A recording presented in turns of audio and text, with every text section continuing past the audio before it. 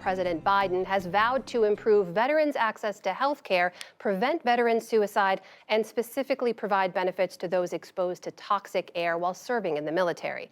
Nick Schifrin talks to the Veterans Affairs Secretary about those goals and how former service members have responded to the administration's efforts. Last month, the White House announced a new model designed to provide benefits to more veterans who were exposed to toxic air. Many of these veterans lived and served next to so-called burn pits, where service members incinerated everything from tires to batteries. Veterans groups argue the pits created toxic smoke that afflicted service members with higher than average rates of asthma, bronchitis, even cancer. But many veterans' claims that their illnesses were caused by their service have been denied.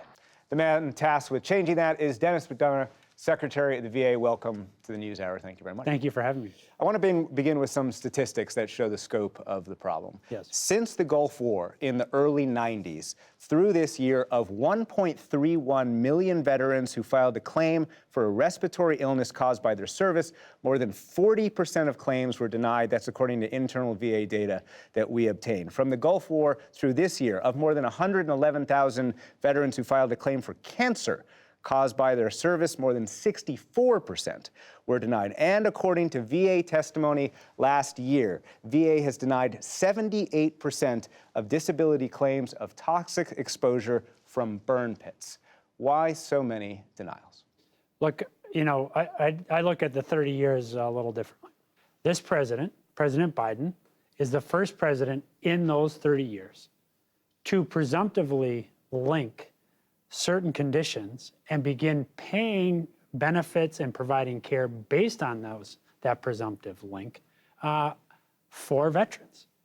Now, when you think about the number, the president announced in May that we'd cover 3 conditions: asthma, sinusitis, and rhinitis. We anticipate 300,000 veterans will apply for those conditions. Already more than 7,000 have applied, and somewhere around 70% of those applications have been approved.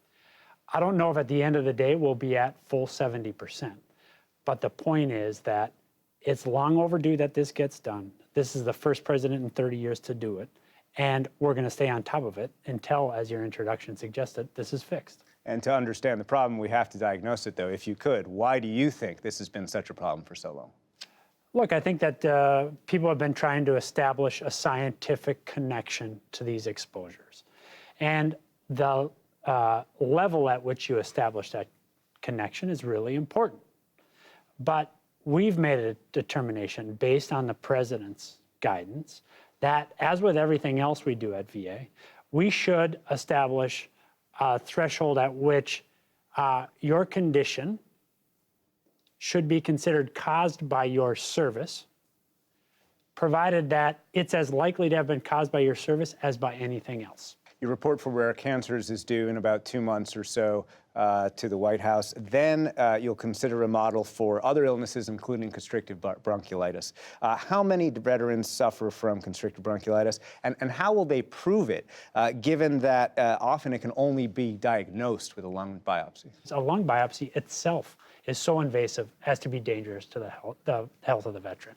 So we're coming up with new ways to do that. I don't know that they'll be ready then, but again, we want to establish the presumption if we can, and ideally we'll be able to do that without putting the veteran at further risk. In speaking to veterans groups ahead of this interview, they say there's a perception born from the data that we looked at before that veterans assume their claim will be denied. How do you defeat that assumption? Look, it breaks my heart. And part of the reason that I wanted to come talk to you is I know that a lot of our veterans watch this program, especially your all's reporting on this.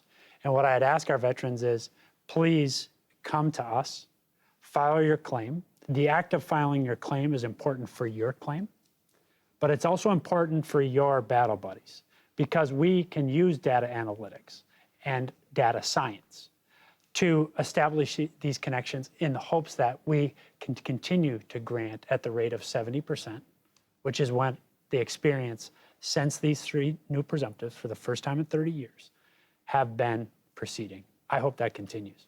Let's move to veteran suicide rates.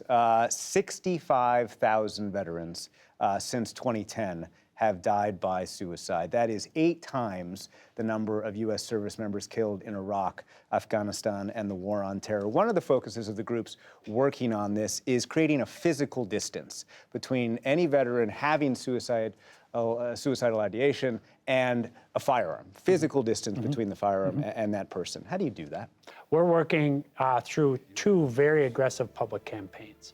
One that says, don't wait, reach out. Come to us and we'll come up with a plan, even if you're not in a moment of crisis. The second one has to do expressly with firearm safety. And what we've said through a concerted public advertisement campaign on television, through social media, and then through earned media like this, is we've said that moment of suicidal ideation can be fleeting. As difficult as it is, it can be passing. And so we want at that moment for there to be some distance between the veteran and a firearm. So we have all sorts of established processes, including gun locks, that we have provided now almost 10,000 of them to veterans' families, so that they can safely store their weapons. This is a very simple step that we think that we can take. Let's talk about your motto. Yes. Let's take a look at that right now. To care for him who shall borne the battle, and for his widow and his orphan. To care for him. There's a movement to convince you to change that, will you? It's not my motto. It's a quote that goes back to the second inaugural address for President Lincoln. We'll change the motto. How we do it and when we do it is going to be important, most particularly the how we do it. We're talking to veterans now about what their expectations are. I'm not a veteran myself, okay?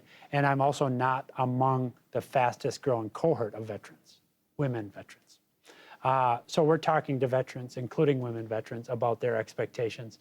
When that process is done, then we'll make some announcements. But just to be clear, you are determined to change it so that it doesn't just It's not that him. I'm determined to change it, it's that I will change it. And finally, I want to show you a photo to end on. I want to show you Major Ian Fishback, retired veteran of Iraq and Afghanistan, blew the whistle on detainee abuse in Iraq. He struggled with mental health, and eventually a court ordered him put on medication, placed in an adult foster care facility, and that is where he died in mid-November at the age of 42. His family was trying to get him help, including from the VA. What do you think his story says about how this country treats its veterans? My heart breaks for Major Fishback and for his family. We became aware of the circumstance that Major Fishback was in. It was not what we call an enrolled veteran, but a lot of that stuff, doesn't really matter at the end of the day. What I want is for all of our veterans and all the veterans' family members to know that we're here for them. So please let us know when you're in a time of crisis. Do you think he fell through the cracks? Do you fear others are falling through the cracks? We're working to get to the bottom of precisely what happened in the case of Major Fishback. As I've said, my heart breaks for him. I think the family is aware of how strongly we feel about this, how strongly I feel about this. Do I think other veterans have fell through the cracks? Until we're at 0 veteran suicides, I will think that veterans are falling through the cracks. We owe them much better than that. And that's what we're going to do. Dennis Fignana, thank you very much. Thanks, Nick.